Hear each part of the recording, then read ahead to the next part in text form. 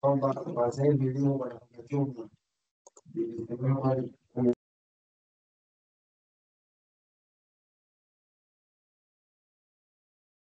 So you could get out of the visiting this whole time? I can get anywhere.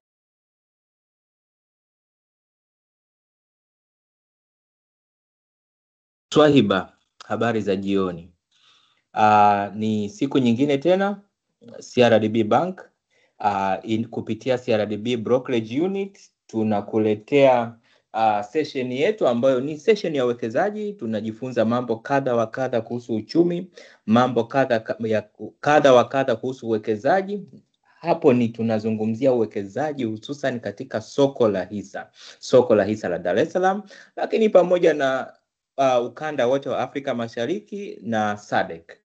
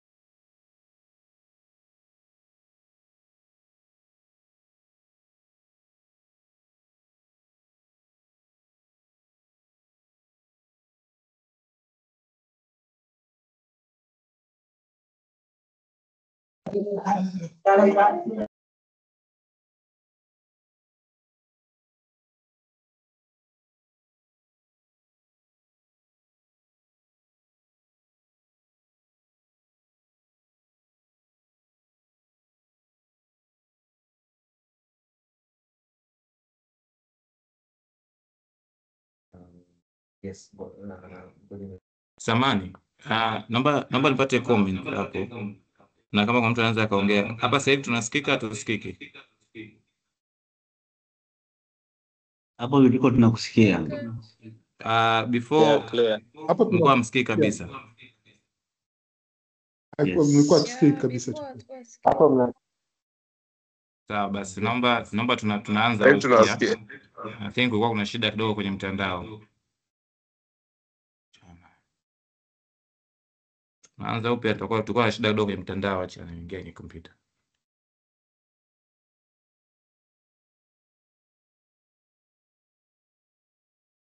Kama mtu sawangua kompyuta.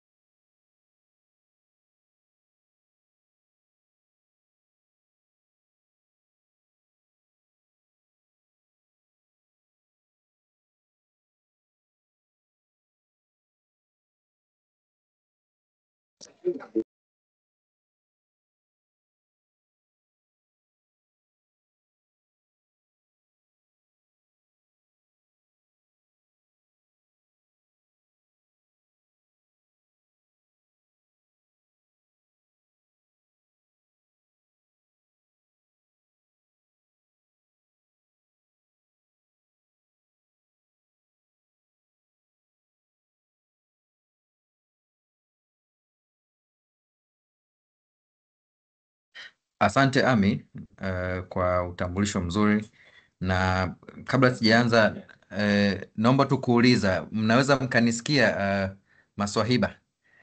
Kama unaweza kanisikia, naomba tu uandike kwenye comment hapo kwamba unaweza kanisikia wakati na share presentation ya wiki hii.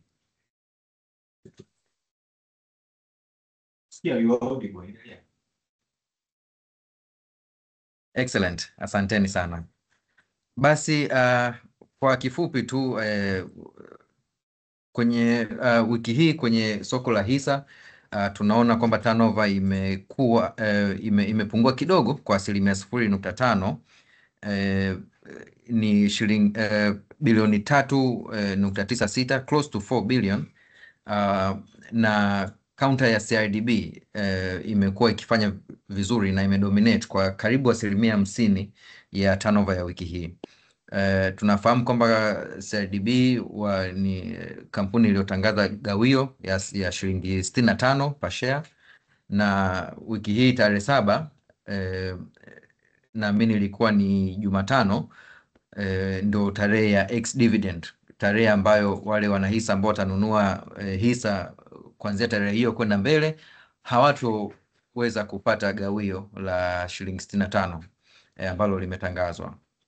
Na kwa hiyo wiki hii CRDB umefanya vizuri sana ukifuatiwa na TCC. TCC ni counter ambayo pia imefanya vizuri, lakini imetrade block transaction ya share 110,000, na hiyo imefanya iwepo at the second top traded counter kwa 20%. Na Twiga Cement TPCC wao wako nafasi ya 3, turnover yao ime account for 16% ya turnover ya wiki hii, na tutaiona hapo mbele tena kwenye upande wa prices ambazo zimepanda, lakini kuwakumbusha tu maswahiba kwamba counter ya TPCC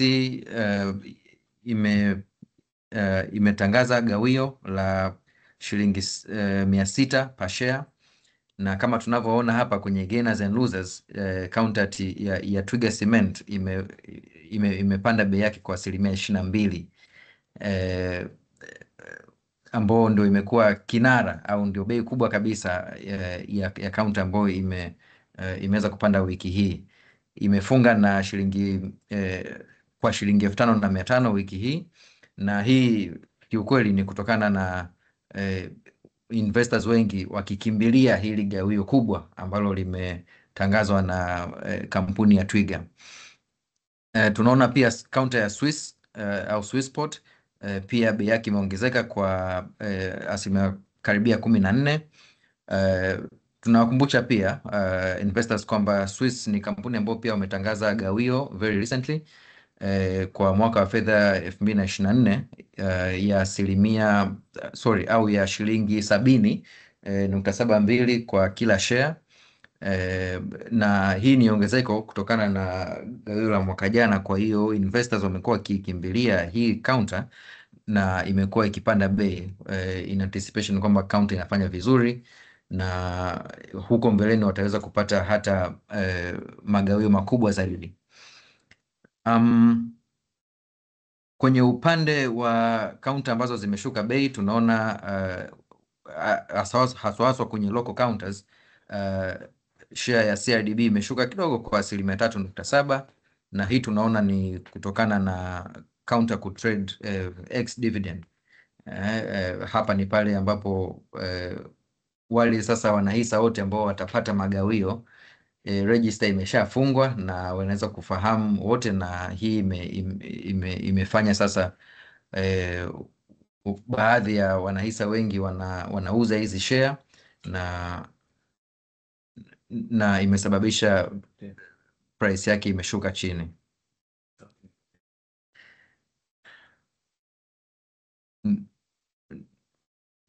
Mnanisikia? Okay, Unasikika? asante.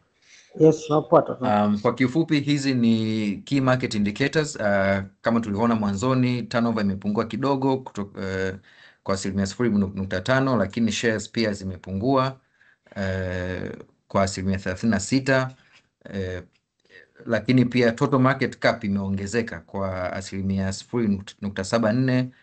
Hii imechangiwa sana na ongezeko la bei kwenye counter ambazo tunataka kuziona hapa nyuma. The same goes for domestic market capitalization, ambao ni market cap ya kampuni za Kitanzania, na ambao inakuwa translated as well kwenye the All Share Index na the Tanzania Share Index. Tunaona index zote zimepanda, na hii kama nilivyosema ni kutokana na kupanda kwa bei ya counter ambazo tumeziona hapo nyuma. Kwenye upande wa investor participation, kwa kifupi tu tunaona kumekuwa na net foreign inflow ya shilingi milioni 12.9 karibia milioni 13, na hii ni kutokana na wanahisa au foreign investors kuto kuuza kabisa wiki hii, lakini wamenunua hisa zenye thamani ya 0.33 ya the total turnover ya wiki hii, na hii result into net foreign inflow. Tunaona local investors ndio wamekuwa kwenye front ya activities za soko la hisa kwa wiki hii. Kwenye upande wa bonds kwenye secondary market, huwa zina trade government bonds pamoja na secondary bonds, na corporate bonds, kumradhi. Lakini kwa ujumla total turnover wiki hii kwenye bond market ilikuwa ni bilioni 20.14. na hii imekuwa ni ukikompea na total turnover ya wiki iliyopita imeshuka kwa 66%. Ukikompea na bilioni 59.6 ambazo zilikuwa traded wiki iliyopita kwenye secondary market. Kwenye upande wa government bonds turnover ilikuwa ni bilioni 20. Hizi ni hati fungani za serikali. Hapa tunaona zile za tenya ya miaka mitano. Turnover yake imekuwa karibia 34%. Zimependelewa sana wiki hii kwenye soko, zikifuatiwa na hati fungani za miaka 15 20%, pamoja na hati fungani za za miaka 20 karibia 19%. Kwenye upande wa hati fungani za makampuni, yani corporate bonds, hati fungani ambazo zimekuwa issued na benki ya CRDB, ni hapa naongelea Samia Infrastructure Bond pamoja na CRDB Kijani Bond, ndio ambazo zimekuwa traded wiki hii. Huku Kijani Bond ndo ikidominate kwa 95.2 na turnover yake ilikuwa ni milioni 105. Labda tu nimlete ndugu Ami hapa kueleza kwa kifupi turnover ya hati fungani wiki hii imepungua sana. Je, inawezekana ni kwa sababu ya mnada uliotokea wiki hii?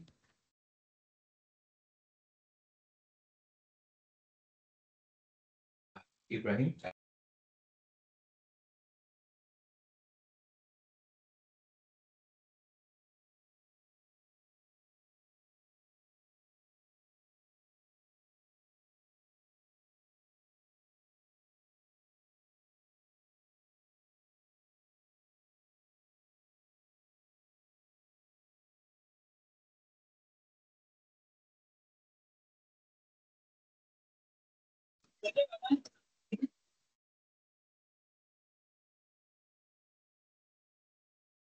serikali ya usikiki.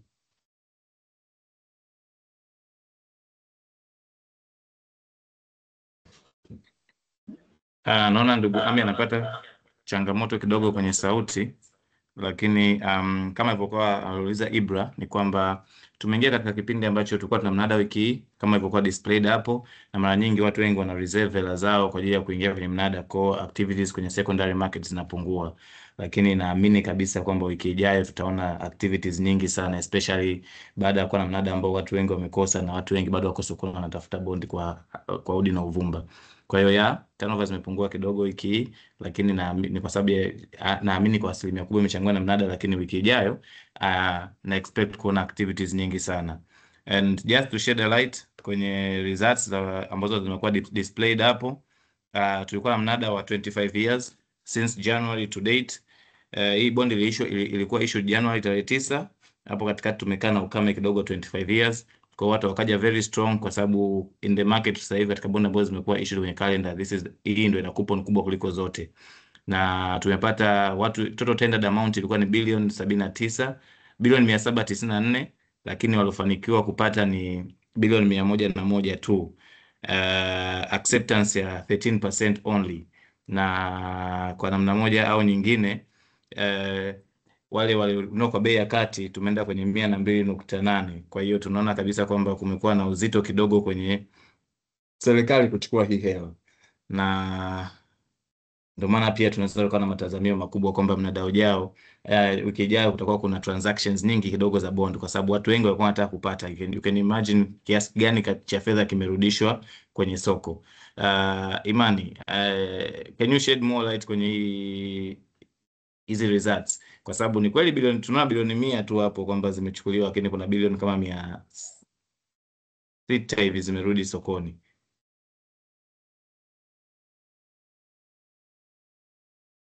Asante Ami. Lutiko. Shazoea Ami ndio moderator. Asante sana Lutiko for that insightful question. So hapa kuna number of possibilities. The way I view it, hapa kuna number of possibilities kwa sababu benki kuu ilikuwa inataka bilioni 234 234,870. Watu wamekuja sokoni wameleta bilioni 794 na ameishia kuchukua bilioni 105. So one, we could say benki kuu amerudisha hela kwa sababu ya pricing, kwamba bei zilizokuja hazikuwa review, yani hazikuwa zinamreview ya benki kuu, akaona kwamba labda yield itapanda sana, kwamba bei zitakuwa chini mno, itaongeza gharama kwa serikali, kwa akaamua kukataa hizo hela nyingi. Lakini tukiangalia bei tunaona hata alipochukua, hata ukiangalia zingine ambazo zimetoka, yani bei ilikuwa nzuri, bei ilikuwa hata hapo alipokata tunaona yield hapa kama inavyoonekana kwenye presentation kwamba yield imeshuka by 60 basis points. Kwa maana yake bei ilikuwa nzuri. Sidhani kama bei ilikuwa factor, hata kama ingekuwa factor basi there was room for more, at least 150 hivi maybe au 200, au angalau angeweza kuchukua ile ambayo alikuwa ametarget kuliko kuchukua 105. So there are a number of scenarios. One, maybe this is a communication kwamba benki kuu anataka kushusha yield. Tukiangalia kwenye monetary policy haja indicate kama anataka kushusha interest rates, general interest rates. Bado CBR iko at 6% na CBR central bank rate ambayo ndio anchor rate ya interbank money market, ambayo tunajua sasa hivi monetary policy imehama kutoka kwenye ile absolute value kwenda kwenye interest rate based framework, ambapo benki kuu ana focus kuongeza au kupunguza money supply kwenye uchumi. Focus anaiweka kwenye bei ya fedha kuliko kwenye amount of money ambayo anaitarget kwa kwenye uchumi. Kwa anaangalia bei ya fedha itakuwa kiasi gani, kama fedha imekuwa nyingi anaipandisha bei, kama fedha imekuwa chache anaipunguza bei. Maana yake hii ni mzunguko wa fedha kwenye uchumi mzima. Kwa one can be anataka kupunguza yield, kwa anaona labda kuna some liquidity issues, anataka kuongeza mzunguko wa fedha kwa anapunguza yield, which might be, but you know, hatujaona hiyo communication kutoka kwenye monetary policy aspect. Two, kuna non competitive ambao tunajua kwenye matokeo ya mnada non competitive huwa haiwi reported, na non competitive tunajua tentatively imepanda kutoka milioni 50 mpaka milioni 500. Walioshiriki kwenye mnada wa jana wanajua kwamba sasa hivi, zamani ilikuwa ukiweka non competitive inaenda milioni 50, lakini sasa hivi ni milioni 500. Na non competitive maana yake nini? Non competitive kwa sababu hii ni minada, maana yake watu wanaweka bei za ushindani. Kila mtu anaangalia, unakuwa unatafuta bei ya chini lakini hutaki kukosa. Kwa maana yake unaweka bei fulani ambayo unadhani utakuwa na advantage ya kupata over wengine, lakini pia hutaki kuweka bei ya juu sana ili uweze kujiongezea return. Kwa hiyo non competitive tunasema mimi sitaki kushindana na mtu, mimi naweka hela yangu hii hapa kiasi fulani, mkishamaliza kushindana mkapata weighted average price, mimi nitachukua hiyo hiyo. Kuona inakuwa ni sellers market, huo unakuwa ni price taker. Sasa hiyo amount ilikuwa ni milioni 50 zamani, ambayo ilikuwa uwezi kuweka non competitive bidding zaidi ya milioni 50. Sasa hivi imepandishwa mpaka milioni 500, which I assume kwa retail investors wengi ambao wanataka tu kupata bonds zao, inaweza kuabsorb milioni 500 ni amount ambayo inaweza kuabsorb retail offers nyingi sana. Na kwa sababu haiwi reported, hatujui ni kiasi gani kiliingia kwenye non competitive bids na non competitive market huko, kiasi kwamba inawezekana hii bilioni 105 ndio tunaiona hapa kwa sababu ni competitive bids ambazo zimepokelewa. Non competitive inawezekana zilikuwa nyingi zaidi. Kwa hiyo it's quite possible kwamba amefikia malengo alikuwa anataka kuyakusanya, lakini the balance imekusanywa kutoka kwenye non competitive market, au ana communicate kwamba anataka kupunguza bei ya fedha kwa anachukua bei za juu. Na ukiangalia liquidity ni kubwa, hela nyingi sana ina seek his bonds, maybe anataka communicate kwamba hii hela irudi kwenye uchumi, crowd out the private sector. Kwa hiyo hii hela irudi kwenye mabenki, ipelekwe kwenye sekta nyingine za uchumi badala ya kwenda kwenye matumizi ya serikali. So those are the things that the scenarios that I'll be looking at. Ila we'll see going forward. Kuna CBR inakuja, budget inakuja, tutaona kama communication ni kushusha riba, na minada inayokuja ni pia itatuonyesha kama hayo ndio malengo au tutaelewa, I think in a few weeks to come. Thank you Imani kwa the very good insight kwenye results za huu mnada. Na baada ya kusema hayo, huu ndo mwisho wa presentation yetu ya performance ya capital markets wiki hii, na naomba sasa nirudishe mic kwa Ami ambaye tutaendelea na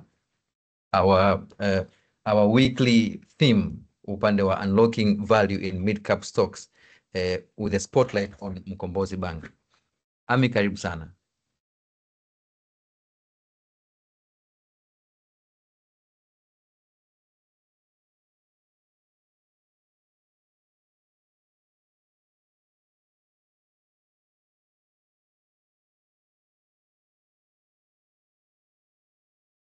Asante sana Ibrahim.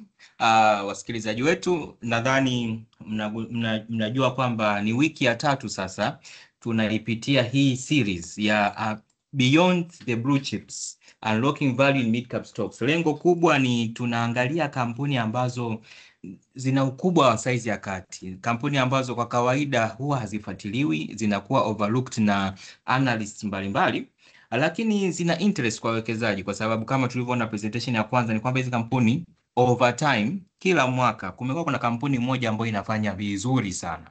Sasa wiki iliyopita tuliichambua kampuni inayoitwa Dar es Salaam Stock Exchange, yani soko kama soko, tuliliangalia kama biashara. Wiki ya leo tupo na benki inaitwa Mkombozi Commercial Bank. Hii ni benki ambayo ipo size ya kati, imeanzishwa 2007, na moja kwa moja nitamleta kwenu Imani Muhingo ambaye yeye sasa ndo ataipitia hii benki.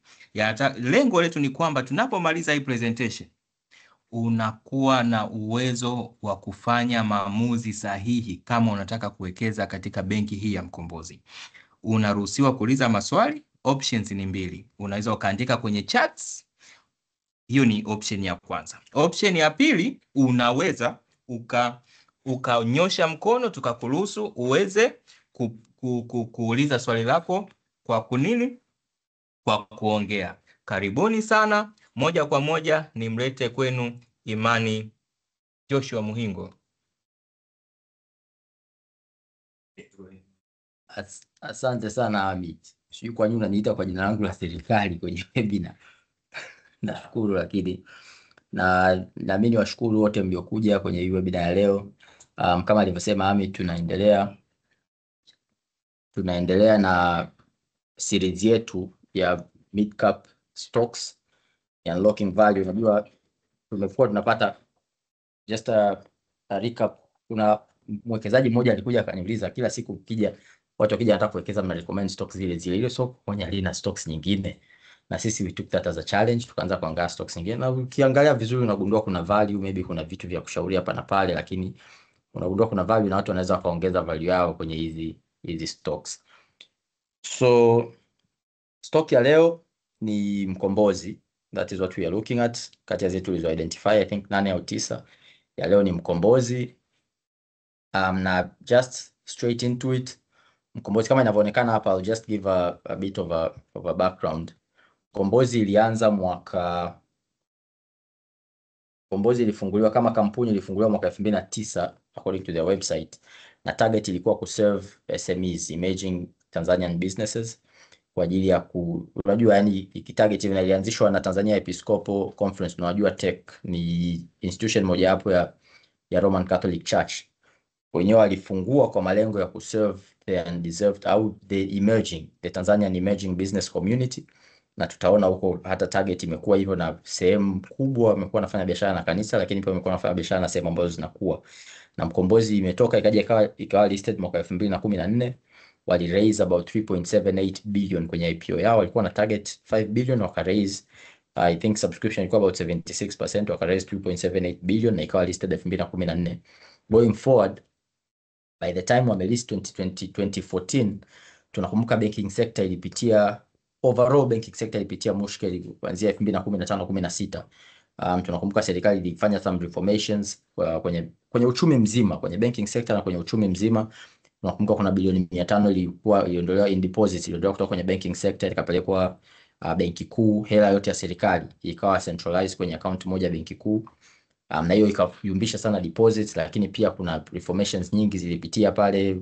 Tulikuwa vita ile ya madawa ya kulevya, ukusanyaji wa kodi na vitu kama hivyo. Tunakumbuka liquidity ilibana kidogo, vyuma vikakaza, liquidity ilibana kidogo, na banking sector tunakumbuka ikapitia kipindi fulani hata credit growth the private sector at some point ilifika negative, manake mikopo inarudi inayolipwa ilikuwa mingi kuliko mikopo inayotoka.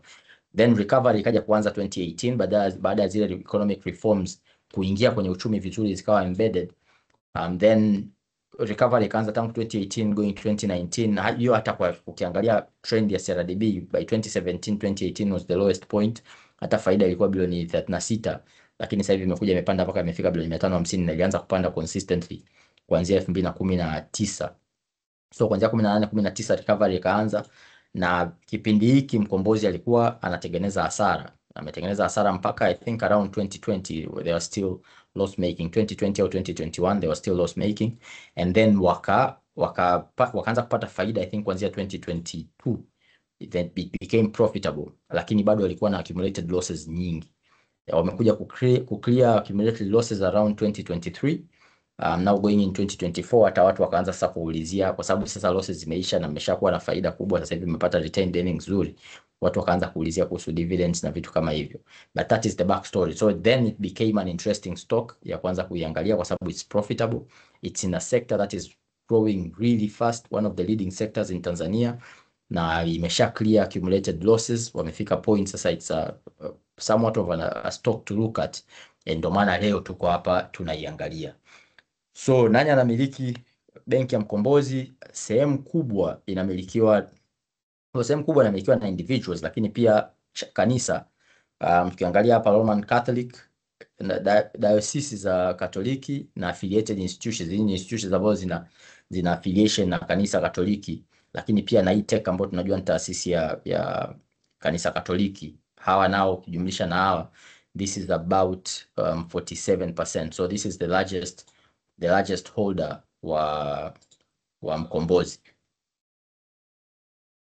And then individuals na 43% iko kwa umma, inamilikiwa na umma, and then kuna other institutions. Hapa ni taasisi, hizi ni taasisi tu, taasisi zingine ambazo sio individuals lakini zinamiliki benki ya Mkombozi. Kwa this is the shareholding structure, the shareholding component ya benki ya Mkombozi. So far wana branches as of 2024, and this is from the annual report. Wana branches 13, ambazo 4 ziko Dar, 2 ziko Mwanza, 1 iko Bukoba, Morogoro, Dodoma, Iringa, Njombe, Moshi na Arusha wana branches moja. Lakini Dar es Salaam ndio ziko nyingi ambazo ziko 4 na Mwanza ziko 2. So this is somewhat strategic. We understand kwamba Dar es Salaam ndio biashara iko kubwa, ndio maana ziko 4, lakini it's interesting kuona kwamba Mwanza kuna branches 2, kwa maana yake kuna strategic business iko huko. Lakini pia in 2024 wameimplement some initiatives. Tumeona kuna key developments hapa, wameimplement new core banking system inaitwa Rubicon, na wamemigrate services zote kutoka huko kuingia Rubicon. I think hizi sasa tutampata, I think tuna representative wa Mkombozi yuko kwenye audience, tutampata aje atuelezee vizuri significance ya hivi vyote, lakini wameimplement hiyo system kuingia huko. Lakini pia tunaona hapo hizi cash management solutions ambazo kati ya initiatives walizofanya na yenyewe wameimplement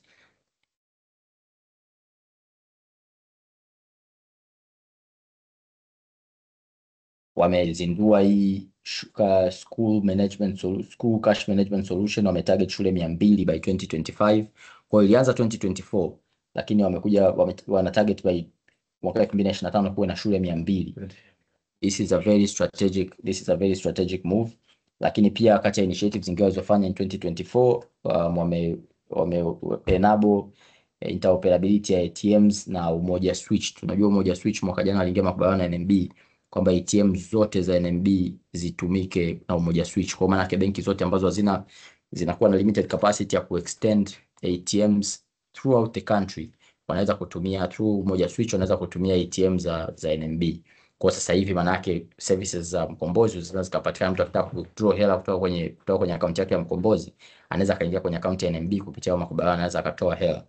Lakini pia cash management solution kwa ajili ya chuo cha Sauti kwa ajili ya kukusanya ada, ila na hospital management solution sasa hivi wameshaenda Bugando, and now here we see kwa nini Mwanza kuna branches 2 compared to mikoa mingine. Tunaona wametoa solution kwa Sauti na wametoa solution kwa Bugando, which is around the same area, and that is what we see in 2024. So going forward, biashara yao wanatoa wapi pesa? Nakumbuka wakati tuna discuss JC tulisema cha msingi ni kuelewa biashara. Kuna focus, watu wanakuwa na focus kubwa sana kwenye stock kama stock, lakini mtu kama unanunua kampuni inabidi uijue biashara yake, ujue ni kama umeianzisha wewe, yani uielewe sources of revenue zikoje na anafanya nini. Kwa Na biashara ni sio kazi kuelewa biashara. Biashara ya benki ni kuchukua deposits, kutumia hizo deposits kutoa mikopo, na hiyo mikopo kulipa riba. Hiyo riba ikawa inaweza kukava gharama za kuchukua zile deposits na gharama za wafanyakazi wako, ukabakiza faida. Hiyo faida inakuwa mali ya wale waliowekeza.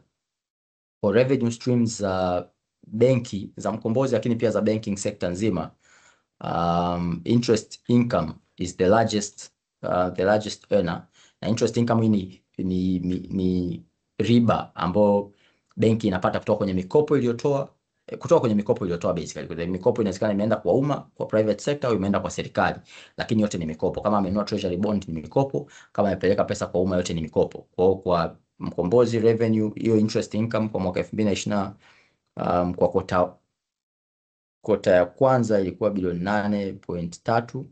Hii kota ya kwanza 2025 ambayo imekuwa kwa 6.9 na 9.58 kama compounded annual growth rate.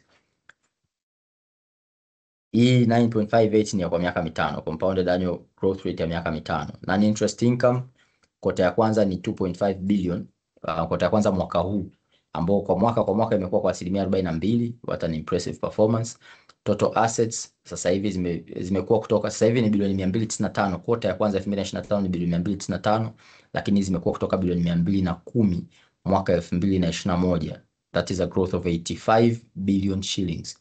Na hizi treasury and other income, kuna government securities, forex trading, liquidity management, hivyo vyote vinaingizia mapato in terms of watu kutrade. Wenyewe wana trade kama benki, wana trade these government securities, lakini pia wanatoa services za forex trading. Hivyo vyote vinaingia kwenye non interest income, lakini hizi ndio streams za mapato za Mkombozi kama benki nyingine yoyote. Wateja wa Mkombozi ni watu wote ambao wanachukua huduma za benki. So kuna individuals ambao wanaenda benki kuweka pesa, wanataka service ya deposits na vitu kama hivyo, na wakifanya miamala wanalipia transaction fees, wanalipia commissions. Hizo zote zinaingia kama mapato ya benki. Lakini individuals hao wanaweza wakakopa mikopo personal, wakakopa mortgages, wakakopa some specific salary loans for instance. Au wote ni wateja wa Mkombozi. Na kama nilivyosema mwanzo wakati naitambulisha, ilikuwa lengo lilikuwa kuserve emerging businesses in Tanzania.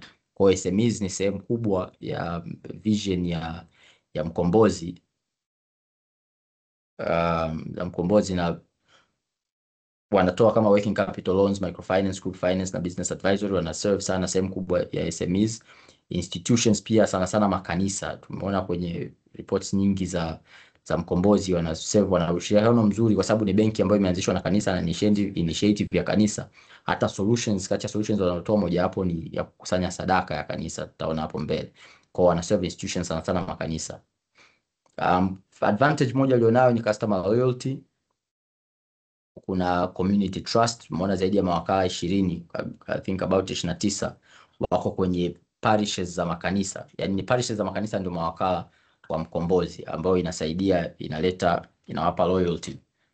Lakini pia understanding ya soko lao, kwa sababu pia ilianza kwenye upande wa kanisa na wana serve a lot of religious communities kama jumuiya and the likes. Watu wanakuwa na understanding kubwa, wenyewe wanakuwa na understanding kubwa ya wateja wao.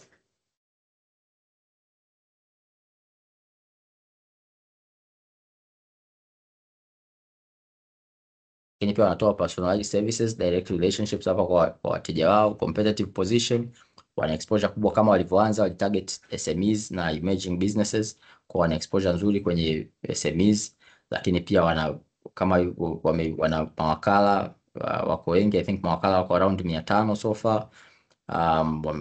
Wanaongeza outreach kwenye digital platforms, lakini pia community branding kama nilivyosema inahusiana na kanisa, kwa hiyo na wanafanya biashara na kanisa, kwa hiyo inaongeza credibility ya taasisi ya benki kama taasisi.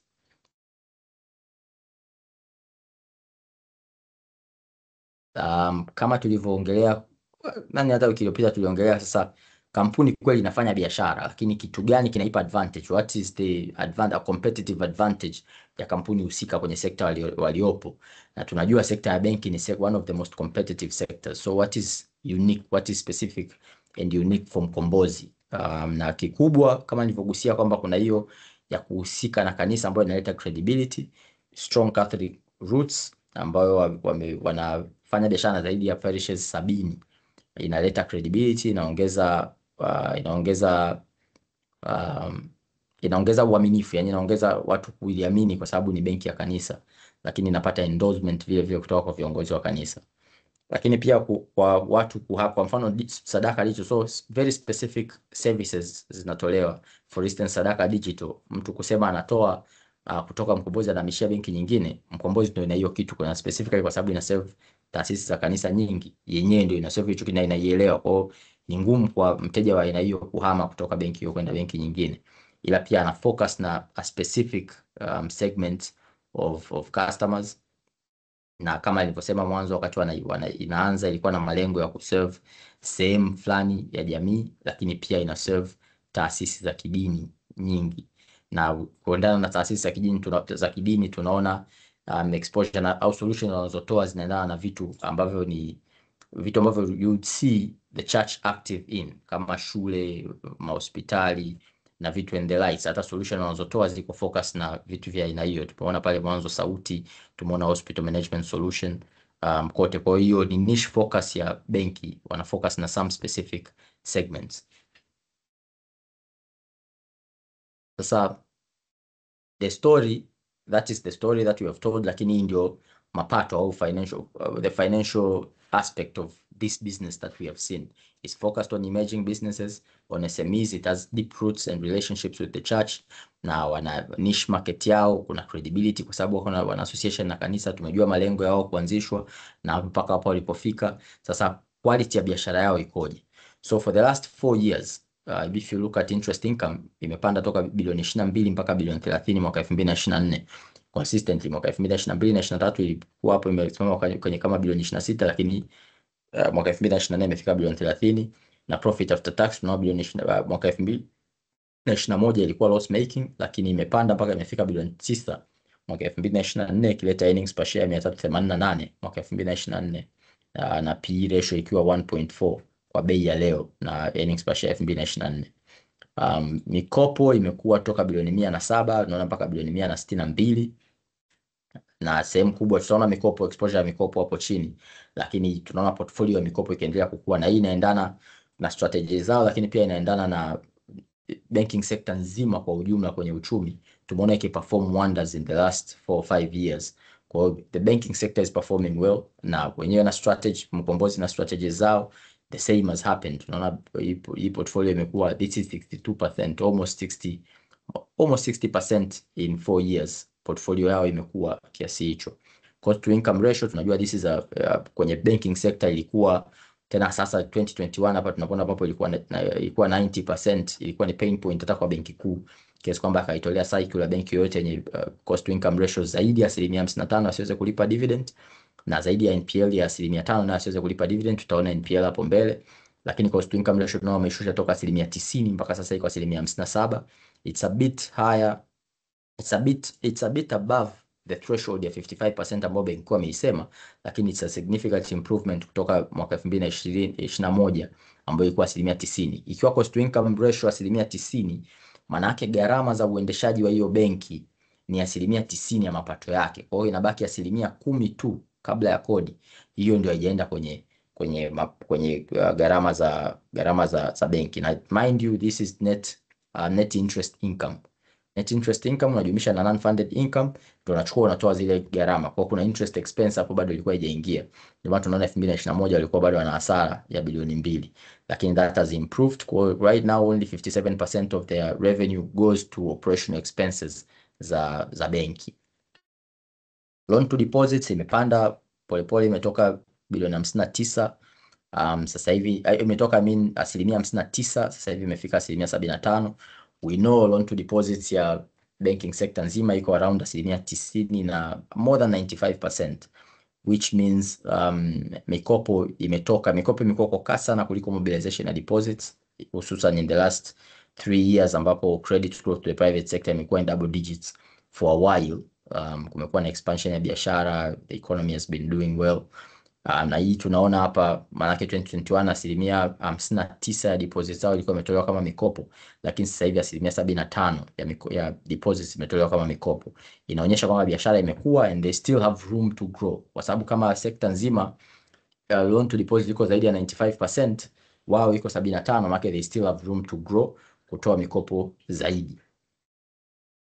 NPL, non performing loans ni mikopo chechefu. Tunajua ile mikopo ambayo hailipiki, imekuwa mtu aliyekopa amekuanza kusuasua kulipa. Najua inaanza kuwa considered non performing loans, I think ikianza isipokuwa serviced by 90 days if I'm not mistaken, and then unakuwa considered kama deni chechefu. Lakini pia provisioning inabidi ianze kutokea tangu mkopo umetoka, inabidi ianze kutolewa expense ambayo inakwenda kwenye income statement, kwamba assume huu mkopo hautalipika, ili isije kutokea shock moja mkopo hujalipika upige balance sheet kwa nguvu na upige income statement kwa nguvu. Lakini NPL so far tangu 2021 zilikuwa 9%, ikashuka gradually mpaka 3% in 2024, na quarter 1 2025 imepanda slightly mpaka 4%, lakini still below the threshold ya 5%. Threshold ya benki kuu ni 5%, kwamba benki isiwe na NPL zaidi ya 5%. Na rungu alilotoa ni kwamba kama una NPL zaidi ya 5%, usilipe dividend kwa shareholders wala usilipe bonus kwa wafanyakazi. The two areas that vitapambana ili hivyo vitu vilipwe. Kwa benki alikuwa anajaribu kuhakikisha mabenki yanakuwa salama na mikopo yake inafuatiliwa vizuri. Hiyo segment ya mwisho ni interest cost. Interest cost ni gharama ya benki kama cost of funding to some extent, na hii tumechukua, ukiangalia ni interest expense ambayo benki inalipa, ambayo iko kwenye income statement as a function of deposits and borrowings za benki. Kwa hiyo benki inachukua deposits ambayo inatumia kutoa mikopo ili kupata mapato yake, lakini pia benki inaweza ikakopa, na yenyewe inaweza ikakopa ili kuongeza funding yake. Sasa ukichukua deposits zake na funding yake, tunaona ni na interest expense anayolipa 4.7% 2021, na imeenda inapungua mpaka 3.4%. Maana wameweza kuwa wana source cheaper funding ongoing mpaka going to 2024. Na point ninataka kuongelea interest cost tutaona hapo kwenye deposit, lakini kwanza credit exposure per industry. Wana mikopo, tulisema pale mikopo yao ni bilioni 162, lakini hiyo bilioni 162 iko maeneo gani? Then kuna credit exposure per industry na kuna loans and advances. Tunaona kwamba 80.8%, 81% iko kwenye commercial sector kama ilivyokuwa classified kwenye annual report ya Mkombozi 2024, kwamba sehemu kubwa imeenda kwenye commercial loans. Lakini 12.7% ni salary loans. Salary loans ni watu wanaokopa against mishahara yao. Tunajua kwenye taasisi nyingi hususan za serikali ni rahisi sana watu kukopa, mtu employer akawa guarantor na mtu akakopa against mshahara wake, inakuwa ni unsecured. Lakini pia kuna mikopo ya individuals ambayo inawezekana ameweka kitu kama collateral, maybe kiwanja or something like that, alafu amechukua mkopo personal, ni 6.4% tu ya portfolio ya Mkombozi. Ila pia credit hiyo exposure kwa industry au sector, tunaona wholesale and retail, hii biashara ambayo ni 68.6% inaendana na 80.8% ya commercial, lakini yenyewe sasa ni specifically kwenye wholesale and retail. Hao ni wafanyabiashara maybe say wanao import mizigo na wanaouza kwa retail to retail segment. 68.6% ya mikopo ya Mkombozi ni hii inaenda kwenye wholesale, inaenda kwenye hii sector. Real estate ni 2.7%, na mikopo inaenda kwa taasisi za kidini, institution, taasisi za kikanisa ni 24.1%, ambao nayo tunaweza tukasema ni institutions, lakini ni specifically za kanisa. Then other exposure ni 4.4% ndio inabaki, ambayo inaenda kwenye shughuli nyingine, sasa maybe individuals and the likes. Deposits, distribution ya deposits, tunajua kasa ndio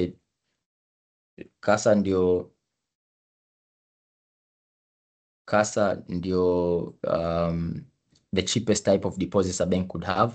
Tukiangalia hii portfolio yao iko very equally distributed, almost a third for each. Kasa ni current savings, current account na savings account, ambazo hizi unakuta zina attract very low interest rate. Ni zile account ambazo watu wanafungua. Kama savings account ni mtu ambaye anatumia kwa ajili ya matumizi yake tu ya kawaida. Unakuta ndio account inaingiza mshahara na unapewa labda kadi, debit card hapo unakuwa una swipe unatumia kwa ajili ya matumizi yako ya kawaida. Na current account unakuta labda ni ya biashara, kama una kampuni ambayo kampuni sasa inabidi iwe inalipwa na vitu kama hivyo, hiyo account ambayo inalipwa ndio inakuwa hiyo current account. Then time deposits ni zile ambazo watu wameweka FDR, sasa watu wamezifix. Sasa ukiangalia current na savings hapa is about 77%, almost 78% ya deposits zote za Mkombozi zinatokea kwenye kasa deposits, kwenye current account and savings account, which is a huge chunk. Ndio maana kule kama tunakumbuka tuliona cost of funds ikiwa zinashuka kutoka 4% mpaka 3 point kitu. Hapo ilitoka kurudi kwenye slide iliyopita ilitoka 4.7 mpaka 3.4. Inaonyesha kwa nini imeshuka. Sasa ukiangalia ile deposit zao hapa, kasa ni 78% ya deposit zao na time deposit ni 32.1, ambapo time deposit ina attract some interest rates sasa, kwa sababu watu wanataka fixed amount. Wanataka return to their funds.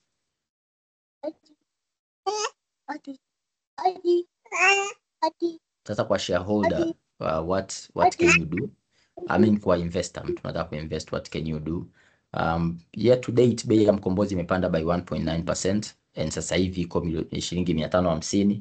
Net asset value per share, net asset value ya Mkombozi ni shilingi 1869. Net asset value maana yake tunachukua assets zote za benki, tunatoa madeni yake yote, na madeni yana include deposits, which means sasa hivi akiliquidate assets zake zote at the value that they have recorded, akaliquidate kwa bei hiyo, akalipa madeni yake yote, anabaki na shilingi 1869 kwa kila share moja. That shows value, lakini it's not the only way to value a company. There are other things to consider. Kingine ni PE ratio.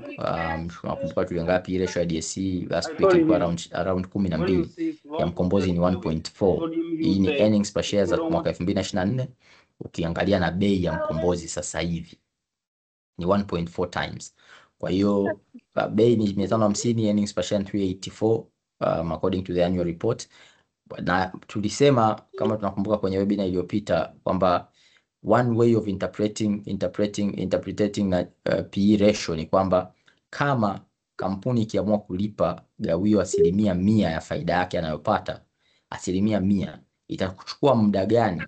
Itakuchukua miaka mingapi specifically wewe kurudisha hela yako yote uliyowekeza?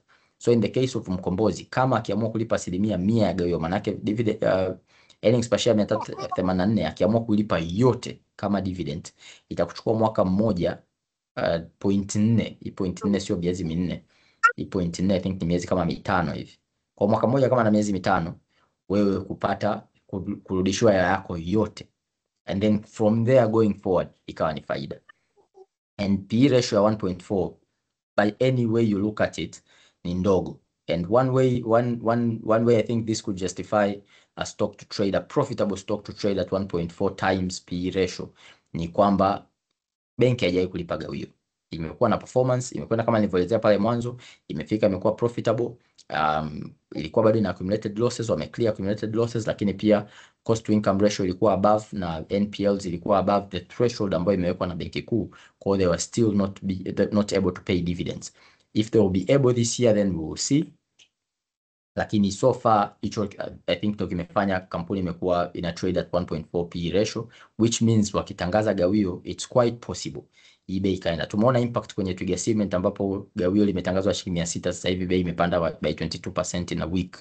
Kwa hiyo hata Mkombozi kwa sababu hajawahi kulipa gawio, watu hawajawahi kuona dividend, tangazo la dividend ile kumdiv ex-div hajawahi kuhusishwa, hayo maneno hajawahi kuhusishwa na benki ya Mkombozi, then bado PE ratio yake ina trade at 1.4.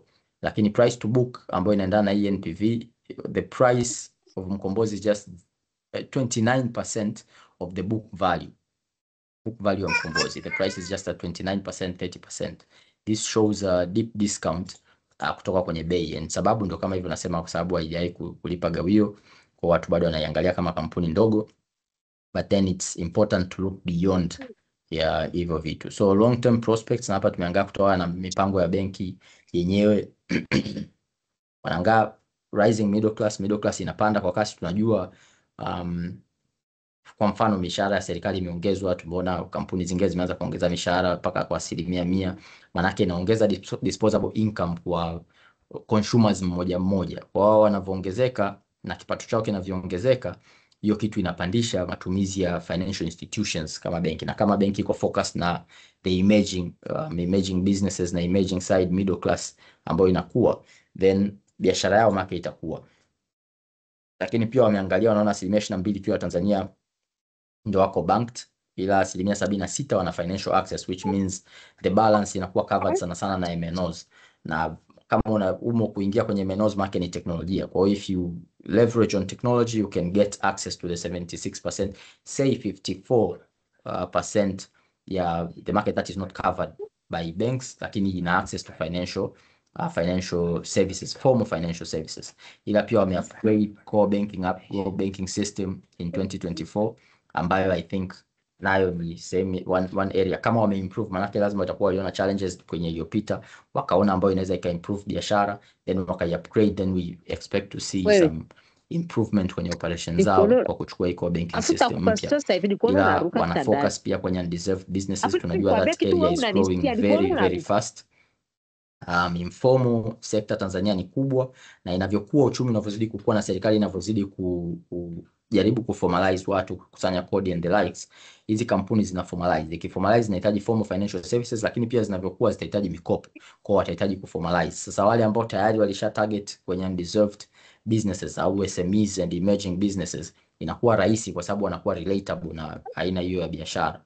Na kiangaa sehemu kubwa kama nilivyosema, sehemu kubwa ya uchumi wa Tanzania ni informal na SMEs, na SMEs ndio zinakuja kukua kuwa kampuni kubwa baadaye.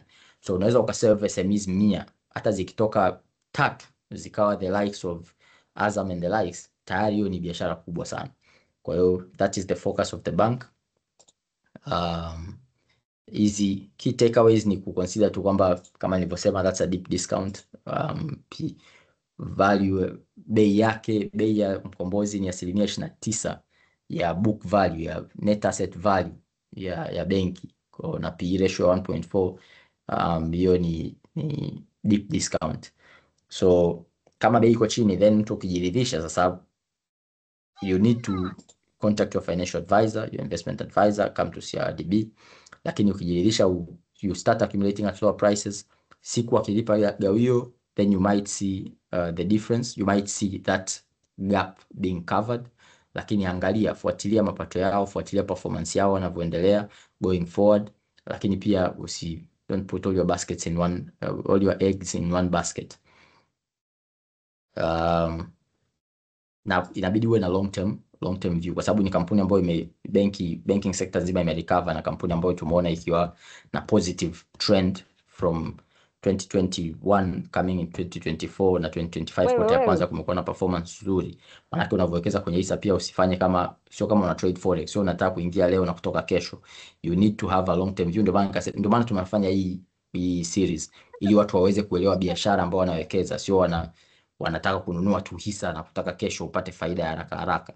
Hizo quick wins mda mwingine zinakuwa na gharama, au mtu unakuta anaweka hela ambayo hawezi kuiacha. Ni hela ambayo anahitaji, maybe mtu anasema anahitaji hela mwezi wa 9, leo niweke wapi? Anataka ninunue share, akitegemea by mwezi wa 9 ameshapiga faida yake, anaenda. Huo sio uwekezaji, huo ni almost kama upato, huo sio uwekezaji. So you need to have a long term view. Kama una long term view na kampuni fundamentals na make sense, manake you just wait for the benefits later. Lakini pia reinvest your dividends kama if you are still young. Kama ni kijana, tunajua median age ya Tanzania ni around 19 years. Kwa wengi ni vijana, wawekezaji wengi ni vijana. Kama ni kijana, you don't need to take your dividends. Just make sure your life is sorted. Dividends reinvest, ziendelee kukuza portfolio yako. Then I think apart from that, we need to tumwalike sasa representative kutoka Mkombozi. We will have some questions and then we will invite the public also to ask questions kwa vitu ambavyo wanataka kuvielewa kutoka Mkombozi, kama viko covered kwenye presentation. Lakini pia kama una swali lako kuhusu Mkombozi, hasa kwenye operations, tusije tukasema jamani, mtu asije akaja na case kwamba jamani mimi apply mkopo sijui haujatoka. This is not the platform. So we just focus on operations and things that would bring value to the shareholder. Kwa Vitalis, naomba nikukaribishe na atajitambulisha. Naomba nikukaribishe ujitambulishe mwenyewe and then tuendelee na session. Karibu sana. Okay, asante sana Imani and asante kwa kila mtu ambaye yuko kwenye forum. Mimi naitwa Vitalis na ni Chief Financial Officer wa Mkombozi Commercial Bank. Imani, nikushukuru, umecover extensively. I don't see myself kwamba ningeweza kucover vitu vyote umesema hapa, so I thank you, umeeleza vizuri. Labda wakati unauliza maswali nitajaribu tu kuclarify baadhi ya areas ambazo nahisi labda data zangu hazijakava ipasavyo, kwa hiyo kuweza kuziweka sawa sawa. Labda ulizungumza swala la loss making, kipindi gani tumemake loss, umezungumza swala la kulipa dividend, perhaps hujapata hizo taarifa kwenye public. The rest umecover sawa sawa sana, I appreciate for that. Ta clarify tu kidogo kwenye dividends, benki imewahi kulipa dividend mwaka 2016 na 17. Imewahi kuwa na losses only once 2019. I'll speak about hiyo 21 kidogo Imani. Na 19 Imani, utakumbuka soko 2018 ilikuwa first adoption ya ile IFRS 9, jinsi ambavyo tuna recognize financial instruments, na kutokana na jinsi ambavyo provision ilikuwa inakuwa accounted for ilibadilika kuanzia 18 19, if you recall that, na benki nyingi zilipata shock ya impairment. Ukienda kuangalia ukiondoa tu hizo benki ambazo ni giants ambazo zina mtaji mkubwa na profit kubwa, nyingi zilipata siku correction ya IFRS 9. Kwa 2019 ndio mwaka pekee ambao banki ilipata loss. As for the rest tumekuwa ni profit making. I know one will ask kama umekuwa profit making for all that time, kwa nini hamlipi dividend? Utaona ni benki changa. Unapokuwa namna kwenye soko pia una expand. Hapa umezungumza tuna branches 13. Na hatukuanza na branches 13, kwa maana hiyo tulianza na branch moja and subsequently mpaka 13. Na unavokuwa kwenye hiyo stage, maana yake ni kwamba una expand, na ku expand ni pia ni expensive, mpaka break even. Saa nyingine inaweza contribution yake isiwe kubwa sana. Kwa hiyo kwa kipindi kingi cha nyuma hapa tumekuwa tuki expand substantially mpaka kufika hizo branch 13. Na hapo umezungumza swala la wakala, pia tume expand so significant. Tuna wakala zaidi ya 1500 across the country, sehemu ambazo tuna matawi yetu. Tuko kwenye internet, sasa hivi digitally tuko na internet banking ambayo tuna mobile application. Kama una simu yako hapo unaweza ukaingia ukaipakua, na hiyo kwa kiasi kikubwa tumeweza kuifanya iwe strong kwa sababu ya acquisition ya Newco banking system hapo uligusia, ambayo inaweza ikasupport hiyo digital space. Na vitu ukitizama benki kama benki kwenye parameters almost zote kama walivyotoka ku present hapo, tuna perform strongly. Na siku zinavyozidi kwenda kuanzia 2020 kuja huku juu, safari yetu ya kuperform imekuwa more impressive.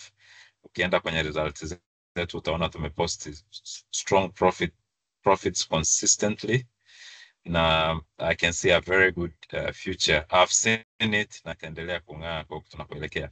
Kwa hiyo ni kushukuru sana Imani kwa jinsi ambavyo umeiweka. Almost everything you said is true about it. Na nitakaribisha maswali sehemu ambazo pengine zitahitaji some clarifications. Asante sana. Asante sana Vitalis. I think hiyo ndio kweli, ndio value ya kumleta mtu mwenye biashara yake aje kuelezea, kwa sababu in my recollection kweli sikuwa na taarifa kwamba dividend ya Mkombozi ashaye kulipa dividend, na I was on the impression that huko nyuma alikuwa anapata hasara, so this is something new to me. This is something new to hata mimi leo nimejifunza, nimejua kitu kipya kuhusu Mkombozi. Kwa asante sana kwa kuclarify hilo. Asante Imani, if I may interrupt. So straight into it, kama ulivyosema kuna vitu hapa mimi nilikuwa na maswali. japokuwa kuna maswali mengine ambayo wakati unaelezea hapa umeshayagusia kidogo, kama umenijibu, lakini maybe yame evolve into other questions. So for instance, la kwanza naomba kuelewa hizi initiatives ziko kwenye annual report ya 2024 na zinaonekana ziko very specific, and specificity yake inavutia. Kuna hii ya school management solution na kuna ya kudeploy cash management solution kwa sauti, lakini pia hospital management solution. Naomba uzigusie tu kidogo, zinakuwa zinafanyaje? What is the aim, yani function yake ikoje na aim yake ni nini? Okay, so asante man. So wakati unaongea nilikuwa na some sort of interrupt. Nilichokuwa nasema ni umezungumza pa banki na historia yake vizuri sana. Niliclarify tu hizo sehemu mbili tatu, so like that. Hapo umeulizia which one specifically, school management solution na cash management solution you say? Yes, hizi kuna hizi tatu, hii school management solution, alafu cash management solution na hospital management solution. Hii ambayo mmeshafanya na Bugando na hii moja ambayo mmefanya na Sauti. So I just want to understand yani function yake ikoje, inafanyaje kazi? Okay. So it's just to make it kuleta seamless, kufanya vitu vya seamless kwa sehemu ambazo tuko ni wadau wetu wakubwa kama kwenye shule. The idea is watu kutoku queue kwenye branches, kutokwenda kwenye wakala. Kama una portal nzuri unaweza ukapata control number kutoka kwenye shule yako.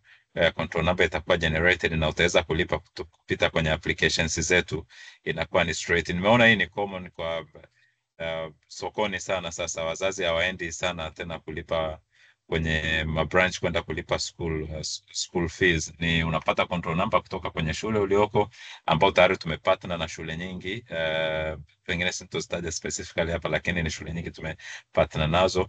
So through hizo shule ukipata control number, ukilipa kwa kutumia platform zangu, inaleta jina la mwanafunzi, shule aliyoko and other, so inakuwa ni seamless. Same to easy hospital solutions is like unavyoenda, say watu wengi watakuwa juu labda Bugando, au labda ukienda sehemu kama hizi hospital kama Muhimbili, pale ambapo is cashless, uende na pesa, lakini through our platforms unaweza ukalipa na ukalipa. Na pia kwa kiasi kingine ni kwamba wateja wote wanaolipa, wagonjwa wote wanaolipa wakiwa kwenye sehemu kama hizi hospitali, sisi ndio tunakusanya ile cash. Kwa hiyo tunakuwa kama tumetoa cash management solution kwa ile taasisi kwa kukusanya hela yake through hizo platforms. Kwa hiyo ni more of that imani. Sina wakati kama nimecover sana, lakini unaweza ukaniuliza kama sieleze vizuri.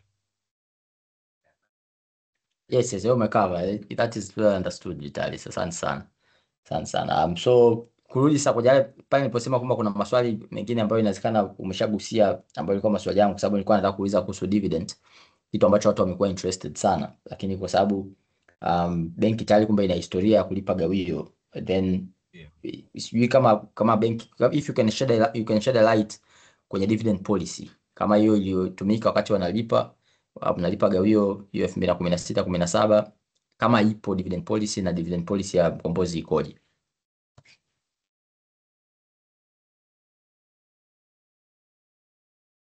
So nitakuomba uulize kama unaweza ukarephrase hiyo imani kidogo.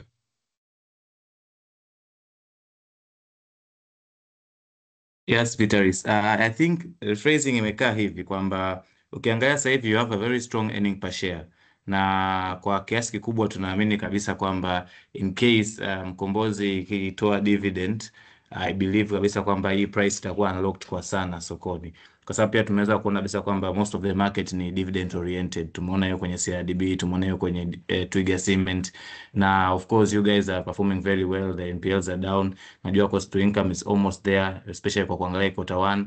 So tulikuwa natamani kuona kabisa kwamba like tunatazamia huko mbele mtakuja kutoa dividend na anytime tunaweza kutoka dividend, lakini tulikuwa nataka kujua at least wawekezaji waweze kujua kama siku mpongozi anatoa dividend wa expect payout ratio ya dividend policy yao ikoje. Tumeona like kama CRDB tunacheza around 1/3 na NMB, ukiangalia DSE anaenda over 50%. Sasa sijajua dividend policy ya mkombozi imekaaje. Okay, so wakati naweza nisijibu directly Ritiko, ni yes, kama baba umeona strong performance ya bank, ndio tumeanza tu, yani we see like tutaperform vizuri hata zaidi. Ukifuatilia financials zetu za mwaka huu utaona tayari mwaka huu tunafanya vizuri kuliko mwaka jana. Utaona quarter 1 tumepost profit ya before tax ya 4.7 billion, so unaweza uka-annualize hiyo, na after tax umeona tuna profit ya 4 billion kwenye quarter 1 tu. Kwa hiyo ukifanya hesabu za uki-annualize unaweza kuona tutafunga mwaka huu stronger than tulivyo mwaka jana, na utakuwa umeona ratio zangu zimeimprove so significantly. Utaona cost to income ratio imeimprove significantly kwa kwenye 57, NPL nimesha meet, and there could be chances nikalipa pia dividend mwaka huu given tukipata green light kutoka Central Bank kwa sababu ya cost to income ratio. Umeona nina cumulative profits za bilioni 15 roughly if you round up, na ratio zangu kama nilivyosema I'm strong everywhere. Kwa hiyo if I get clean green light kwenye upande wa cost to income ratio, green light kutoka Central Bank, I could pay. So naomba nisikujibu in detail kwamba policy yangu iko namna gani, but yes, I'm public listed na nguvu yangu iko hapo ku maximize shareholders value, na yes, kuhakikisha kwamba sokoni niko relevant. That's my goal. Kwa hiyo ndio direction ya bank, kulipa gawio sustainably, yani sio kulipa mwaka huu kukaa tena mwaka ujao ukaacha mwaka ujao ukafuata. No, if you have to pay, we'll pay sustainably now onwards. Ni namna hiyo Rutifo, naamini nimekujibu. Asante sana Vitalis. Asante sana. I think kwa sababu hicho ni kitu ambacho unajua kwa hii listed company kama ulivyosema, it's a public company and listed company. Shareholders wanakuwa very keen on dividend payments. Kwa hiyo tunajua ni kitu ambacho tunaulizwa sana wawekezaji mara nyingi, bwana dividend kama wana dividend policy ya mkombozi ikoje, au mkombozi atalipa dividend lini, hasa when it's profitable consistently for 4 years. Watu wanakuwa na maswali mengi kuhusu malipo ya gawio. Sasa swali lingine tumeona kwenye annual report nimegusia pale, na tumeona kwenye zile strategic initiatives 2024 kuhusu core banking system. Tumegusia kwamba itakuwa kutoka kwenye core banking system ya zamani kuja kwenye mpya. I think lazima kuna business case imefanywa, na lazima mmeona kuna haja ya ku transfer into new core banking system. Kuna any specific benefits maybe shareholders wategemee kwa kuhamia kwenye hii system mpya, maybe in terms of mapato, operations, au kuokoa gharama or something like that?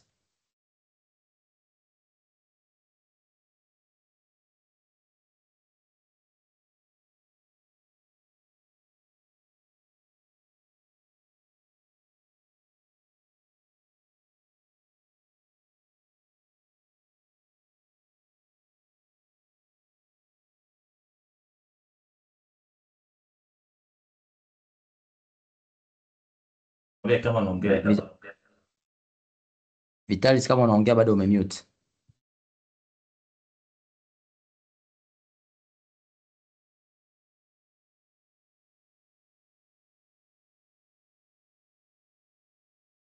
Imani nasikika huko? Hello? Yes, hapo unasikika. Yes, unasikika kiongozi. Okay, nashukuru. Nadhani kuna wakati nilikupotezeni kidogo. Uliuliza kuhusiana na core banking system investment. Sasa kama unavyofahamu Yes, Vitalis. Niuliza kuchukua banking system kwa sababu kama imetoka kwenye mpya imetoka kwenye zamani imechukua mpya, maana lazima kuna vitu mliviona. And I just wanted to know kama shareholder maybe the benefits that we would expect kutoka kwenye kuingia kwenye banking system hiyo, kwa banking system mpya, in terms of operations, maybe efficiency au ku capture new streams of income. Massive. Yani, asante Ibrahim, nimekuelewa vizuri sana. So kwanza kwa faida ya watu tulioko kwenye platform, investment ya core banking system is a massive investment. Sio kazi ndogo, it's a billions of money we putting kwenye new core banking systems. Na tulifanya hivyo baada ya kufanya cost benefit analysis. Tuliona mfumo tuliokuwa nao ni mfumo wa nyuma kidogo tangu benki imeanzishwa 2009 kama ulivyotangulia kuzungumza pale Ibrahim. So it was very important to change that, na though wakati imetuchukua hela nyingi kuchange, bado tumeona kwamba itatupa faida zaidi kuliko hata hiyo cost tulioingia. Na katika faida ya kwanza ambazo unaona ni hizo operations, tume streamline vitu vingi sana kupitia hiyo core banking system, kwa sababu ni core banking system ambayo inatumika na tier 1 banks hapa sokoni na inafanya vizuri. Kwa hiyo kwanza kuna issue ya leakage of income. Unajua unapokuwa na system ambayo sio stable, unaweza income yako inaweza ikaleak. Kuna sehemu ambazo income nyingi zinakuwa ni manual collected, lakini ukishakuwa na system ambayo ni smart, maana yake income zako nyingi sana sana non funded incomes zinakuwa ni una uhakika umeautomate kila kitu na auto lose any income, haito leak. Lakini pia integration na hizi digital platforms, ile downtime inakuwa ni ndogo sana. Yani kama hapa nimezungumza, tuna internet banking ambayo iko strong na robust, tuna mobile app ambayo iko very strong. Hapo umezungumzia issue za Sadaka Digital, school solution and the like. Hizo zote zinategemea pia uwe na core banking system ambayo iko pia na yenyewe iko robust. So tulienda huku kwa lengo hiyo, kwa ajili ya kuhakikisha kwamba operations zetu ziko sawa sawa, lakini pia hizo benefits zingine sasa hizo connections zinakuwa ziko vizuri. Na hii inasaidia sana. Mara chache sana utaweza kukutana na mfumo wetu huko chini. Yani kwa wadau ambao mpo na sisi, uweze kukumbuka mara ya mwisho sisi kutuma message kwamba labda tu operate, labda tuko down. Kwa hiyo ni massive. Pengine hatutokuwa na muda wa kuzungumza hapa, lakini benefits zake ni nyingi sana kuliko tulikuwa kwa zamani. Asante. Asante sana Vitalis. Naomba nikuulize swali lingine alafu maybe tupokee maswali kutoka kwa umma. One area ambayo tumeangalia pale kwenye presentation. Tumeangalia kwenye presentation pale distribution ya mikopo ya Mkombozi.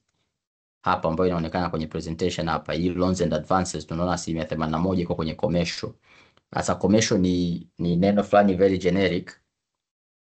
Lakini mtu kama anawekeza, maana angependa kujua maybe the specific areas au specific sectors ambazo mikopo Mkombozi ana exposure kwenye mikopo. Kwa kama unaweza kuexpound kidogo, hii commercial comprise sectors gani na concentration kubwa iko kwenye sekta ipi kati ya hizo ambazo ziko comprised hapo ndani ya hii commercial loans? Okay, so asante. So kwanza ni there's that notion of banki ndogo. So si tier 2, but sisi tunafanya the competition yetu ya kwenye industry when it comes to business haina banki ndogo wala kubwa, kwa sababu mimi naishu mikopo kwa commercial bank. So natoa mikopo billions kwa individual, it's not million. Sio mikopo midogo. Inaweza kukopesha mpaka pa individual mpaka bilioni 10 pa one individual. That's the how big I am kwa jinsi ambavyo ninafanya lending. Na ukiangalia kwenye market, kama market ilivyo, ni industry yetu kama ambavyo iko distributed. Ukiangalia hapo kwenye commercial kubwa utakuta ni trading. Trading zaidi tunafanya, lakini natoa mikopo areas nyingi, na kwa sehemu kubwa sana ni trading, lakini if you had time ningeweza walk through, lakini if ukiweza kusegregate ni basically ukileta mpaka chini utakuta trading, lakini pia nafanya agriculture, nafanya pale ukuweka mortgage peke yake, nafanya mortgage and the like, lakini kikubwa ni trading. Na mimi nimekujibu Ibrahim. Asante Vitalis, umenijibu. Ni Imani, umenijibu. Okay man. Nashukuru, Sorry. that was an area of interest. Swali la mwisho kabla tuenda kwenye maswali ya nani ya audience ya umma. Kuna hapo kwenye trading maybe inaweza kuwa related au sio. Lakini tukiangalia pia kwenye bank guarantee fees, sehemu moja stream moja hapo ya mapato ya benki, sasa kwenye zile non-funded income kuna bank guarantee fees.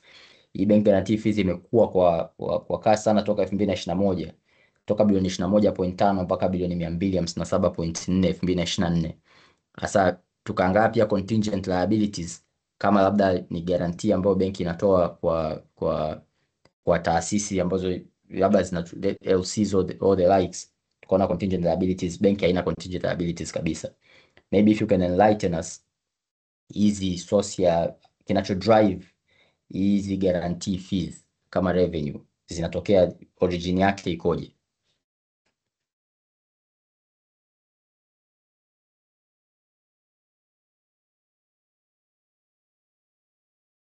So nadhani Imani, nimejaribu kurudi kwenye financials.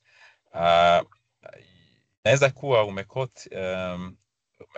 kuna kitu umemisquote hapo, naweza nikatizama nikajibu, lakini 200 something billion kwenye fees is not. Kwa hiyo pengine kuna kitu tu umefiga tu moja, labda umecapture tofauti kidogo. Yes. But Samani, I think ni million sio billion, ni million. So yeah, exactly. So ni kitu ambacho tunaweza jadili Imani afu karudi nacho, lakini guarantee nazotoa is not such significant, it's not one good area kwangu ambayo na strength yake, lakini ni area ambayo ninaiendea pia. Nguvu yangu kubwa iko kwenye interest income, na interest income ikimaanisha loans and advances, lakini pamoja na investment kwenye government securities.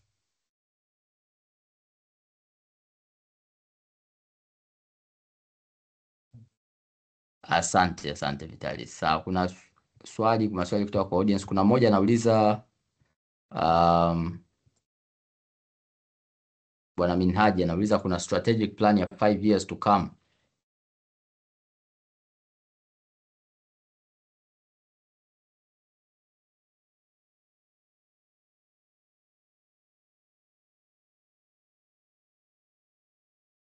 Imani, samani umeniuliza, kuna kitu umeniuliza Imani? Kuna mtu kwenye audience, kuna swali mtu anaitwa Minhaji anauliza kuna strategic, yani kama Mkombozi ana strategic plan for the next say 5 years, for the next 5 years specifically.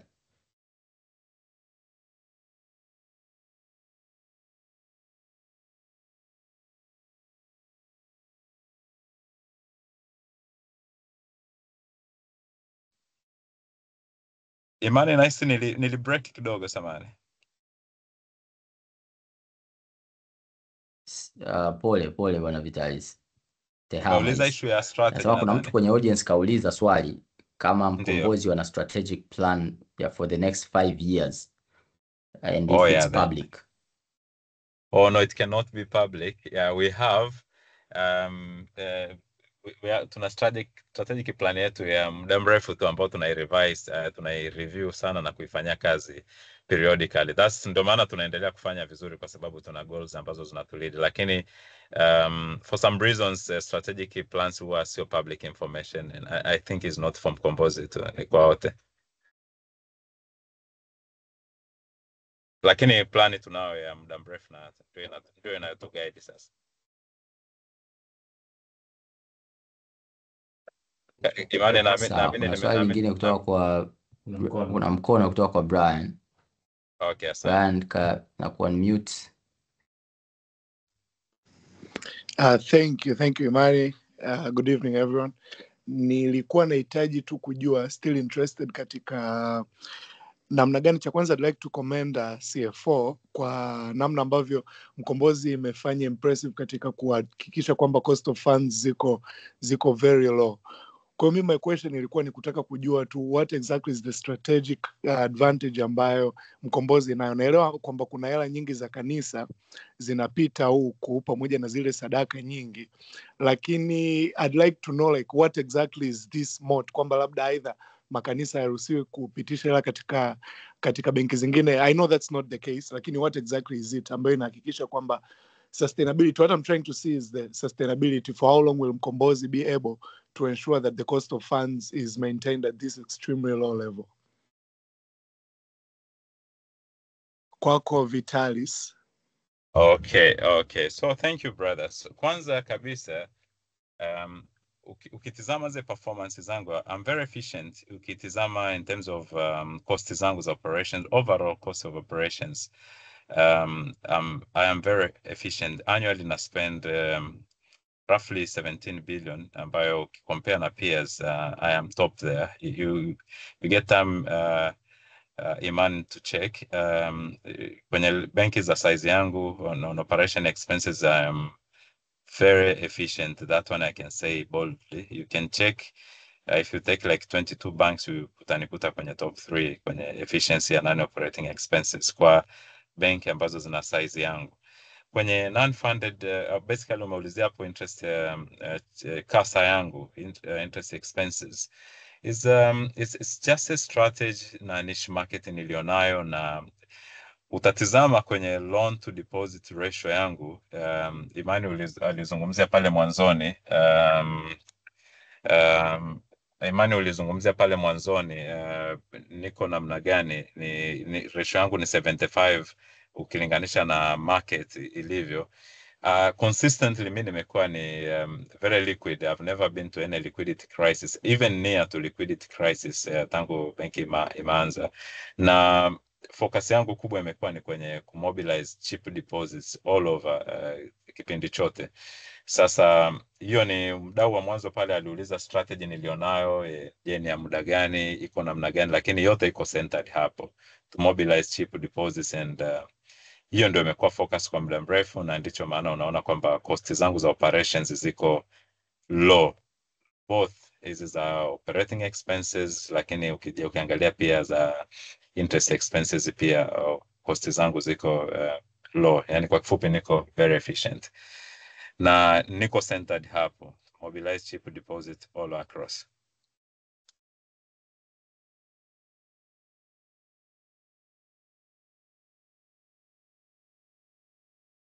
Asante sana bwana Vitalis.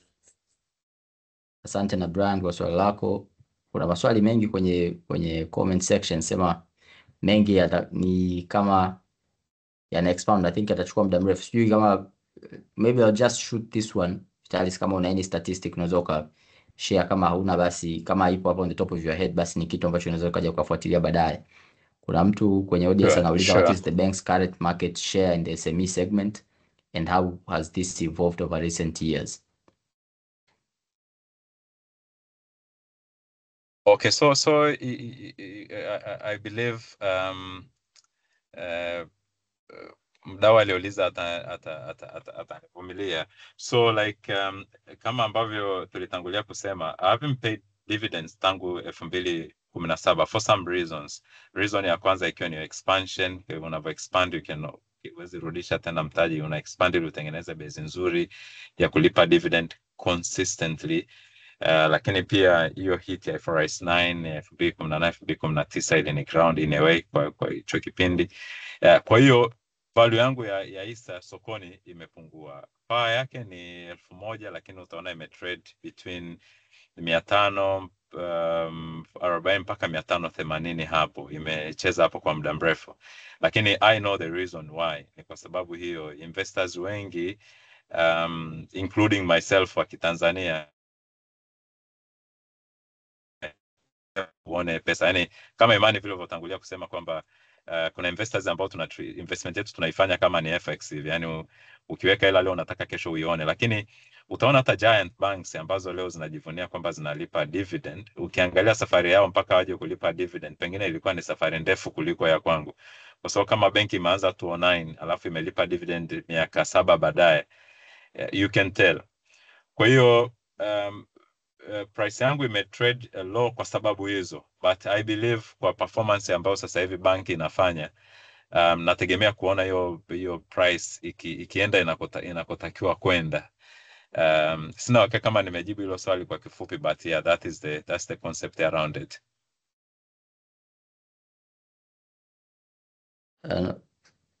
Asante Vitalis. Swali lilikuwa linasema market share kwenye SME segment.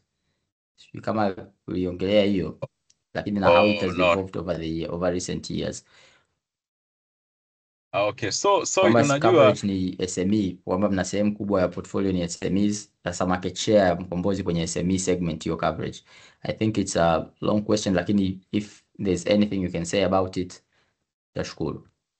yeah, I can shed light hapo. So unajua the definition of SME or corporate is a matter, you can create your own corporate.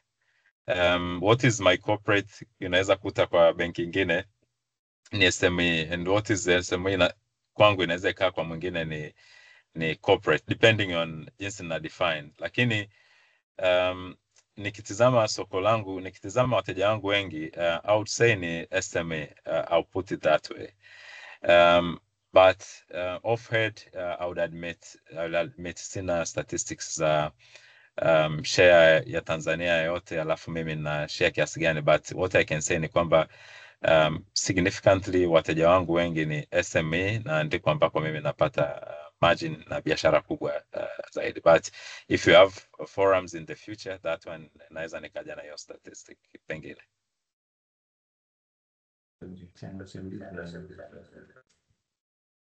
Asante sana Vitalis. Naomba nikuulize swali la mwisho tukuache kwa leo, naona muda wenyewe na ushatembea sana. Kuna swali kwenye audience kutoka kwa Isa Kwisa, anauliza what are the key attributes towards the drop of cost to income ratio, kwamba cost to income ratio imeshuka toka 90% in 2021 to 57% in 2024, na sasa hivi 2025 anauliza kama iko asilimia ngapi, lakini what are the key attributes ambayo imefanya cost to income ratio ishuke kiasi hicho? What were the strategies? What did the bank do? Okay, so that one is straight one. So ukitizama if you go back mpaka 2019 utaona cost to income ratio yangu ilikuwa 105, ilikuwa kubwa sana. Kwa hiyo kutoka 105 mpaka ambao nimereport audited financials ya 57, mileage ni vitu vingi sana. Tume streamline processes, kazi ambayo ilikuwa inaweza kufanywa na watu wawili anafanya mtu mmoja kwa sasa. Tumehakikisha tumecentralize vitu vingi sana. Yani kwa kifupi, productivity agenda imekuwa ni agenda kweli kweli kwenye bank. Actually ukiingia kazini inabidi ujiulize kwa nini nalipwa mshahara. Hiyo ndio imekuwa mindset ya kila mmoja wetu. Kwa hiyo is to make sure you have revenue nzuri kutoka kwenye asset ulizonazo. That's why nazungumzeshwa productivity. So kila mtu ana KPI yake, ni biashara gani unaleta, kiasi gani unaleta kama income kwenye bank, na ni kiasi gani minimum unaweza ukatumia ukaleta biashara kubwa zaidi. Kwa hiyo tume streamline processes nyingi, tume introduce hizo performance scorecard measures kuhakikisha kwamba productivity ya kila individual katika bank ni inaridhisha, kwa sababu tunayo kwamba benchmark inabidi kila mtu awe worth namna gani, analeta nini, analipwa nini, kinabaki kiasi gani kwa mwekezaji. Na ndio utaona hiyo safari yetu ya kutoka cost to income ratio 105 mpaka nimeripoti 57 kwenye audited financials. Tunavyozungumza sasa hivi tuko 45 roughly, na hatuoni tukienda juu ya hapo. Nguvu zetu zote zimejiwekeza hapo kuhakikisha you bring a good income, na unahakikisha kwamba cost hazikui proportional to income unayoleta. That is key. Na kuhakikisha kwamba kila mmoja wetu anafanya kazi, anaelewa kwamba we need to make money and pay dividends kwa wawekezaji. Ndio imekuwa ni wimbo bloodstream, na tunahisi hicho ndio kitatufanya sasa tuone kwenye soko consistently kwa kipindi hiki na kuendelea. Vitalis, nikushukuru sana bwana. Hapa maswali naona yanaendelea kumwagika, lakini sasa kwa manufaa ya muda tusije tukaenda mpaka saa 3. Nikushukuru sana kwa muda wako. Umetujibia maswali mengi kuhusu Mkombozi. Naomba ni conversation ambayo itaendelea. I think Mkombozi coverage yake itaendelea. Ni stock ambayo tunaiangalia kwa karibu sasa, kwa sababu ya what we have discussed today. The opportunities that are seen in this bank are immense. As an investment and as a bank itself, the opportunities that are visible are immense. Kwa hiyo nikushukuru sana kwa muda wako. Siku nyingine pia tutakualika, tutakuja kuongelea maybe performance ikitoka ya quarter, au mkipublish ya mwaka huu, au mnavyoelekea kwenye EGM, au mkitangaza dividend. I'm sure something will come up that will need your attention. Asante sana, na asanteni sana wote mlioshiriki kwenye webinar ya leo. naomba nimrudishie moderator au Vitalis, kama una neno la mwisho la kusema kabla sijamrudishia Yes, yes. moderator webinar yake. Yes, yes. Na mimi pia Imani, nitumie muda huu kuwashukuru sana kwa kufanya Sports One na kuiweka Mkombozi kwenye hii space. I appreciate for your time, the time you took to do the presentation. I truly appreciate that one. Ni appreciate watu wote ambao wameshiriki kwenye hii na kuwa na sisi mpaka muda huu. I truly appreciate everyone. Na niwakaribishe wote Benki ya Mkombozi kuwekeza and kama nilivyosema, jitihada yetu ni kuhakikisha kwamba tuna maximize shareholders hizo returns, na muendelee kuweka jicho lenu Mkombozi na kuona jinsi gani ambavyo tunaendelea kufanya vizuri, na nashukuru sana Imani. Asante sana Vitalis. Naomba nirudishe webinar kwa moderator. Ami, karibu. Asante sana Imani, asante sana Vitalis. Wasikilizaji wetu, shukrani za dhati kwenu kwa sababu maswali yenu yamekuwa very engaging. Pia Vitalis, asante kwa majibu yako mazuri sana. Imani, thanks for presenting the presentation very well. Kikubwa ni wakumbushe, huu ndio mwanzo wa taarifa. Maana yake nini? CRDB kupitia CRDB Brokerage Unit huwa tunatoa taarifa za soko za kila siku. Yani kila soko likifungwa saa 10 jioni, asubuhi inayofuata mtu wetu wa research anatoa report. Kwa hiyo ili kuweza kujikeep update, na leo tumeiongelea Mkombozi, ili kuendelea kwa assess hii Mkombozi inaendeleaje, kindly karibu uweze kusubscribe katika email list yetu ili uweze kuwa unapata hizi reports. Lakini vile vile niwakumbushe, hii session ipo kila Ijumaa jioni saa 12. Unapata wapi taarifa? Moja, kupitia emails zetu. Pili, kupitia mitandao ya simu. Page ya Instagram ya CRDB utakuwa unakutana na tangazo pale kuanzia Alhamisi mpaka Ijumaa. Lakini pia katika WhatsApp channel ya bank, CRDB Bank, huko pia kuna tangazo. Kikubwa vile vile usisahau kumkaribisha na mwenzio. Next week tutakuwepo tena, tutaiweka kampuni nyingine on the spotlight. Lengo ni kuendelea kutafuta thamani na kuzielewa hizi kampuni ambazo mara nyingi tunakuwa hatuziangalii kwa ukaribu, na hata tukiziangalia kwa ukaribu basi tunakuwa hatuna taarifa za kutosha. Niwatakie jioni njema. Naomba mtaalamu wetu wa research Bwana Ibrahim Kasim aweze kuandika email yetu CRDB Brokerage Unit, ili kwa wale ambao watataka kusubscribe kupata daily market reports pamoja na weekly reports na monthly reports, wao wanaweza wakazipata on the daily basis. Karibu sana Ibrahim, na kwa wasikilizaji wetu niwatakie jioni njema. Asante sana Ami. Kwa wasikilizaji wetu tu, unaweza ukadrop email yako kwenye sehemu ya chat hapo au kwenye Q&A session. Tutaweza kuidaka na tutaweza kushare na wewe all the market reports na other regular publishings ambazo tunazifanya kila siku. Kwa hiyo just drop your email hapo na tutaweza kutumia our regular reports. Kwa hiyo otherwise niwakaribishe sana. Naomba niwakumbushe kwamba recording ya hii webinar na webinar zetu zote zinazofuata itakuwa posted kwenye page yetu ya CRDB kwenye mtandao wa LinkedIn. Baada tu muda mfupi, labda leo au labda kesho asubuhi, wote tutaweza kupata au kusikiliza tena, au kwa yule ambaye alishindwa kufika anaweza akaisikiliza tena, ataipata kwenye page yetu ya LinkedIn ya CRDB Bank PLC. Mnakaribishwa sana. Baada ya hayo, naomba niwatakie usiku mwema na weekend njema.